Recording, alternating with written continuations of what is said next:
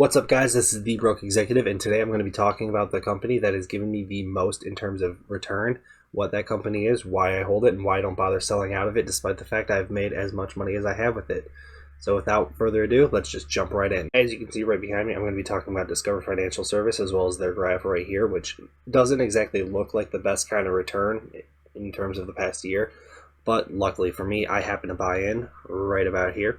My initial purchase was very early April. It actually was part of my April buys at the time, and I got a little lucky with the timing in terms of when I bought this stock and how the stock has performed since then. But I did choose this company not for the reason of how cheap it was, but because of my positive outlook into the future of this company and their return to where they used to be prior to February and everything happening within the market and the world. At a quick glance, I own 4 shares of Discover, and I have an average purchase price of about $39, which gives me about $254, $255 worth of market value at today's prices, which you guys can see is about a 63% return and just shy of $100, especially with how the market was acting today. I was watching it throughout the day, just hoping for that close over $100, just so I could have that, big milestone of being able to own a company that has returned more than $100, which unfortunately not quite there yet, but I do believe this company will get there. As you guys can see, their dividend yield is comparable to many other companies within the sector of financials and banking, which is a good indicator that this stock and this company will act and behave in a similar pattern to the rest of the industry in. Now, you will notice that Robinhood says the dividend yield of Discover is 2.79%. This is actually slightly inaccurate because Robinhood only calculates dividend yields on the day that stock pays its dividend. As stock prices fluctuate, this dividend yield does change. It is an active number. And if you were to look at another website like Seeking Alpha, you would notice that the dividend yield is in fact a different number. Seeking Alpha states that the dividend yield for Discover is 2.88% with an annual payout of $1.76 a share. Their payout ratio is fairly high at 131%, but this is because of the large cash reserves that Discover has been building up for potential loan defaults where people are not able to pay. The 5-year growth rate is 12.8%. They have a dividend growth of 10 years. You can see their dividend growth chart as each dividend is paid. You can notice that they do raise their payment once every year, with the exception of this calendar year, and that is because the government has stepped in and stated that banks are not allowed to raise their dividend, and I assume that once that ban is lifted, Discover will continue to raise their dividend as they have in the past, following with their growth rate. You will also notice their total revenue is growing consistently, which is a good sign because not only is their dividend increasing, but their revenue is increasing, showing that they are a responsible company and paying out only what they can afford to give in the form of dividends.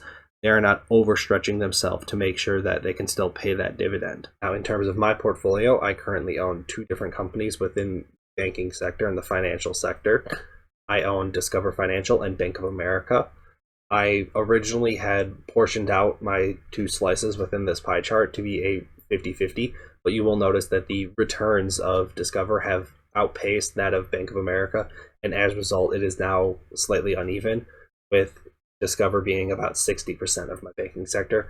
But overall, in terms of sector allocation, I'm still sitting, as you can see, at about 8% within my banking financial sector. This is roughly where I'd like to keep it, between 8 and 9%, although I'm not opposed to my companies growing over time and being able to outperform the market and cause that percentage to grow slightly higher than I would originally intend it to be. Now, in terms of the banking sector compared to the overall stock market, this graph right here shows how the financial or banking sector has weathered the storm of 2020 compared to the rest of the S&P 500. You will notice the S&P 500 is up about 4%, whereas the banking sector is down over 20% for the calendar year starting January 2nd. That was actually the first trading day of the year. But you will notice that the overall financials have underperformed the market. Now, you may be asking, why are you showing me this and what difference does it make? That is because compared to the rest of the financial sector, you can see that Discover is actually outpacing the financial sector. Over the 3 months and past 6 months, Discover has far outperformed the banking sector. They are currently up 9.26% over the past 3 months, as opposed to the overall financial sector being up just less than 0.25%. This is why looking at that pie chart, it makes sense that Discover has outpaced and is now 60% as opposed to 50% of my banking sector. This is a good sign that there is growth and this company is doing well, and further reassures me that this is one of those responsible companies that is able to raise their dividend only as their revenues increase. And others are also looking at this company, seeing and noticing the same types of things. In talking about how Discover is a responsible company, I personally feel, as a customer of Discover, I do have a Discover credit card, that they are a great card for younger people who don't necessarily have a credit history to be able to get some of those big name cards. That is where I see they have a bit of a competitive edge compared to other credit card companies and other banking companies, because with being open to having people with potentially lower credit or no credit, they are able to further capitalize on a growing market and a growing group of people that other credit card companies, due to their restrictions, regulations, and just who they prefer to accept, aren't necessarily capitalizing on in the same way. One of the great perks of a Discover card and the Discover It card is they offer 5% cash back on a rolling calendar. Currently starting now in October till the end of the calendar year, any purchases made on Amazon, Walmart, and I think Target for online purchases, you receive that 5% cash back. And that can be huge because that's essentially $5 for every 100 you spend. So as you're doing your Christmas shopping, as you're just looking into, picking up some new stuff for the new year, you'd be able to capitalize on that 5% cash back. And it's almost the same as kind of receiving like a monthly dividend, in my opinion. That's part of how I got hooked on this dividend investing, being able to see that money come back to me for simply spending money that I already would be. And from there, I was able to transfer that into the stock market and saying, well, I want to be investing. I might as well get money back as a result and not have to worry about stock prices changing. So I happily signed up for the card, and I've been amazed with their service and everything about the company. And I am putting my referral link down in the description if you guys would like to sign up. No, this video is not sponsored by them. This is purely on my own accord and my own opinions. The only payment I could potentially receive is if you sign up and get approved. We both earn a small kickback in the form of cash back, and that's a win-win for you and for me. It's the same kind of referral program that Robinhood, which if you sign up with my referral link, you can get 1 free stock. If you sign up with Webull, you can get 2 free stocks. One when you open up an account.